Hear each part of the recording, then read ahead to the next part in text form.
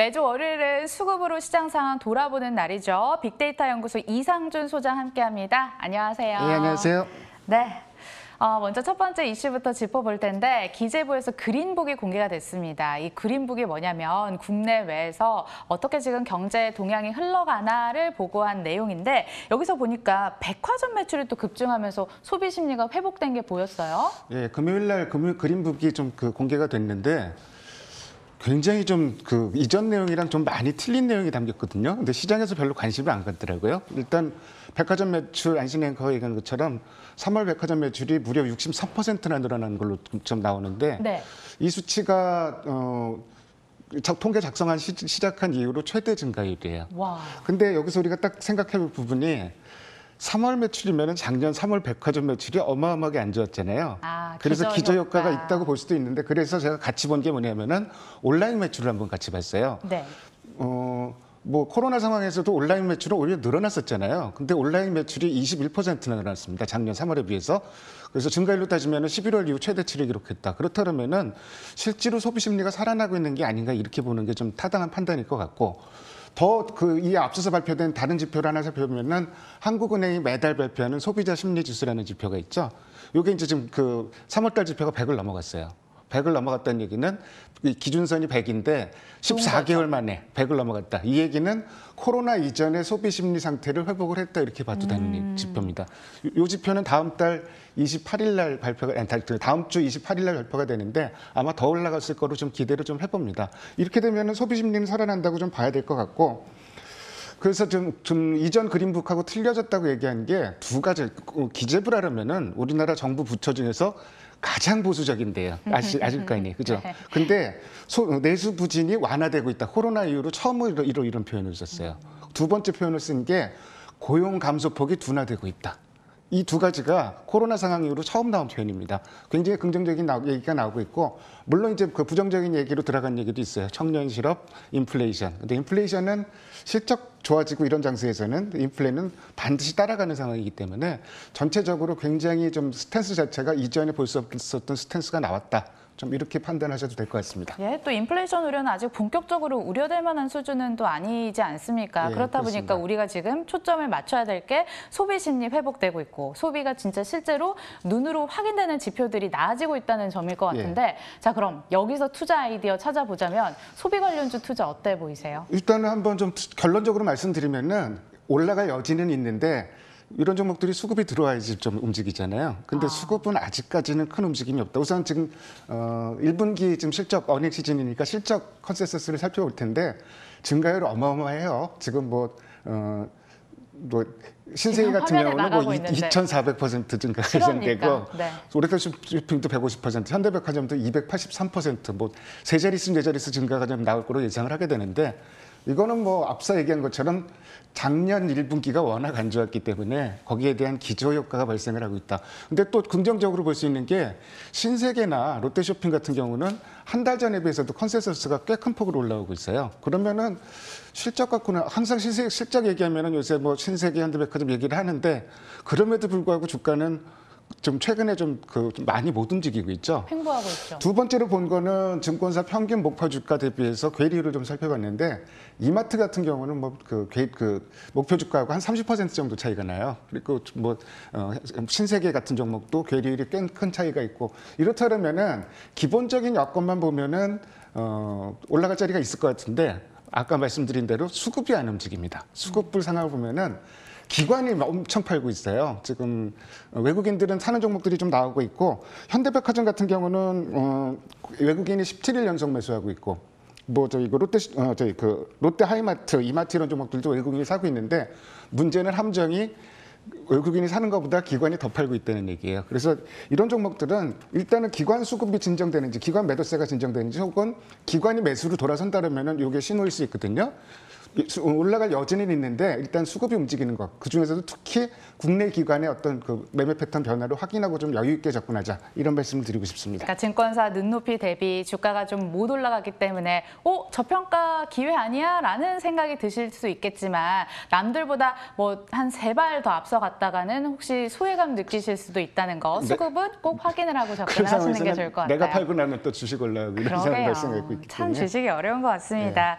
아침 방송 보니까 양봉이 5개 연속 떴다라고 하면서 시장에 강한 상승 사인이 비춰지는 게 아니냐라고 얘기를 해주셨는데 그런 상황 속에서 같이 따라가는 인싸 업종 그리고 좀 소외된 업종을 좀 구분지어서 이 시간대 말씀해 주시면 좋을 것 같아요. 예, 제가 지난주부터 하도 올라간 종목들은 다 좋은 종목들은 다 알잖아요. 네. 그리고 그런 종목들은 신규로 진입하기가 이제 좀 어렵게 됐어요. 그래서 들어오른 업종이나 좀 그 소외받았던 업종 이런 쪽을 중심으로 좀 접근을 하고 있는데 지난주 수급이 굉장히 큰 변화가 나타난 업종이 있어요. 뭐 일단 의약 업종인데요. 우선 올해 업종별로 많이 오른 업종, 못 오른 업종을 좀 살펴봤더니 제일 많이 올라간 업종이 철강금속이고요. 운수장비 중에서는 조선, 뭐 시클리컬 중에서 화학도 많이 올라갔고, 통신은 외국인이 열심히 사면서 SK텔레콤 뭐 지배구조 변화 이런 이슈로 해서 또 뭐 많이 올라갔죠. 운수창고 업종도 해운 운임 상승 뭐 이런 영향이 있는데, 제일 많이 빠진 게 이제 금요일 이게 종가 기준인데 오늘 의약업종이 한 2% 올랐는데 그거 따지더라도 올해 연간 제일 많이 빠진 업종이에요. 그러니까 정말 제가 타이틀로 의약주에도 볕이 드나 뭐 이런 식으로 타이틀을 좀 달았는데, 근데 4월 들어서만 그 생각을 해보니까 4월 들어서 가장 많이 오른 업종이 통신업종이고요. 2등이 의약업종입니다. 그리고 3등이 화학업종이고요. 네. 왜 이런 변화가 생겼나? 지난주에 매매 변화를 좀 살펴보면은 외국인이 가장 많이 산 업종은 화학, 통신 뭐 이런 쪽을 샀는데 의학도 꽤 샀어요. 근데 기관은 의학 업종에 거의 올인하고 있는 상황입니다. 그러네요. 1,400억 넘게 샀어요. 그리고 기관 중에서 누가 사고 있느냐? 투신도 사고 있지만 연기금이 혹시? 이쪽을 막 네. 계속 사고 있어요. 그렇다면은 이거 뭔가 좀 기대를 해도 되지 않을까, 좀 이렇게 좀 기대를 하고 있고, 워낙 그러게요. 지금 소외됐던 업종이기 때문에 올해 마이너스 나온 업종이 의약하고 전기가스하고 2개밖에 없거든요. 근데 전기가스는 뭐 한국전력 한 종목이니까 예외로 치고 너무 소외가 깊었다, 이렇게 보시면 될 것 같습니다. 그러니까 그럼 메이저 수급 주체들이 동시에 관심을 갖는데 의약품 업종 정말 볕이 들까요? 충분히 볕이 들 수 있다고 보여지는데요. 의약업종은 아까 그 유통업종이랑 반대로 기관들이 절대적으로 주도를 하고 있고, 수급 1등 종목은 삼성바이오로직스입니다. 쌈바. 네. 6일 연속 쌍끌이 매수가 나오고 있고, SK바이오사이언스도 쌍끌이 매수가 나오고 있는데 외국인이 나흘 연속 사주고 있어요. 오늘도 굉장히 세죠, SK바이오사이언스. 그다음에 한미약품은 기관이 8일 연속, 그다음에 유한양행은 기관이 5일 연속 매수를 하고 인상합니다. 일단 수급 좋은 종목 쪽으로 좁혀서 좀 살펴보고, 이들 종목 실적을 살펴보면은 삼바는 1분기에 전기 보수 영향으로 4분기보다는 이익이 나빠질 것 같지만 기저효과는 있어요. 작년 1분기보다는 좋습니다. 자, 녹십자는 우리가 관심이 뭐죠? 좀 그 백신 위탁 생산을 해야 되는데 뭐 구체적으로 좀 발표를 안 하고 있어서 그 부분이 좀 이슈가 될 것 같고, 유한여행 같은 경우도 최근에 수급이 상당히 좀 좋아지는 종목이고, 그리고 최근 한 달 동안에 컨센서스가 상향되고 있는 종목이라는 거. 한미약품은 실적은 안 좋을 것 같은데 포커스는 R&D다 이런 쪽으로 많이 얘기들을 하고 있죠. 그래서 뭐 목표가 대비해서 괴리율을 살펴보면은 삼바 같은 경우는 굉장히 좀 그 최근에 나온 리포트일수록 100만 원, 110만 원 이런 목표가가 나오고 있습니다. 그래서 계속 목표가가 높아지는 상황이고, 괴리율로만 보면은 유한양행이 가장 괴리율이 좀 큽니다. 그래서 좀 공격적인 투자를 원하시는 분들은 삼바가 당연히 먼저 눈에 갈 것이고, 그리고 안정적인 좀 그 측면에서 좀 접근하고 싶다면은 유한양행이 어떨까, 이렇게 좀 요약을 해봤습니다. 네, 외국인 기관이 동시에 관심을 갖고 있기도 한데 지금 목표 주가 대비 주가가 조금 저렴해져 있는 상황에서 유한양행도 괜찮을 것 같고, 삼바에 110만 원 목표 주가 있다는 건 또 알게 돼서 놀랍네요. 예. 자, 그리고 지난주 코스피 코스닥 수급상 특징주도 한번 찾아보도록 하겠습니다. 어떤 게 보이시던가요? 1등은 삼성바이오로직스가 1등이고요. 수급이 가장 좋고요.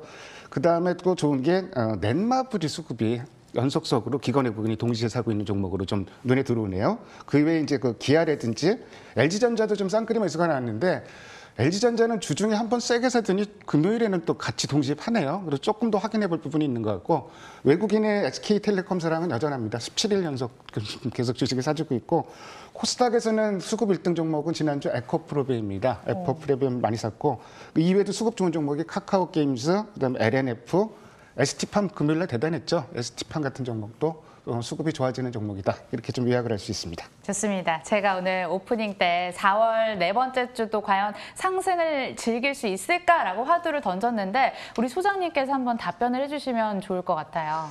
이런 표현을 하고 싶어요. 저기 거북이 마라톤 아시죠? 마라톤. 예.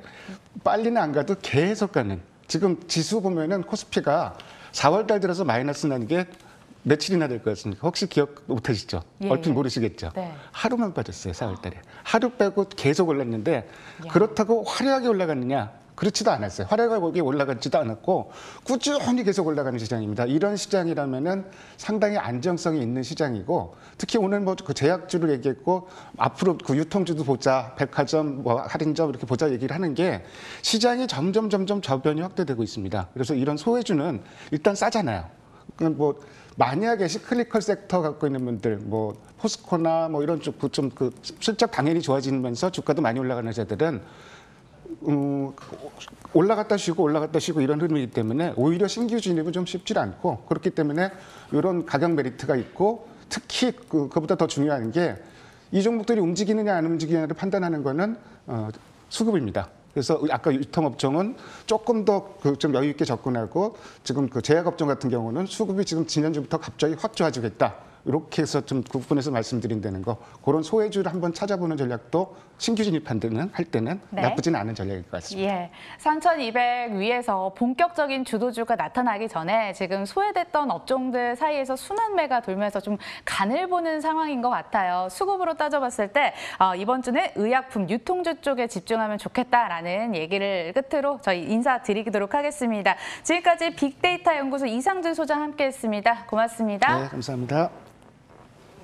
네, 저희가 준비한 순서도 여기까지 하겠습니다. 이어지는 빨간맛 2부도 끝까지 함께해 주시고요.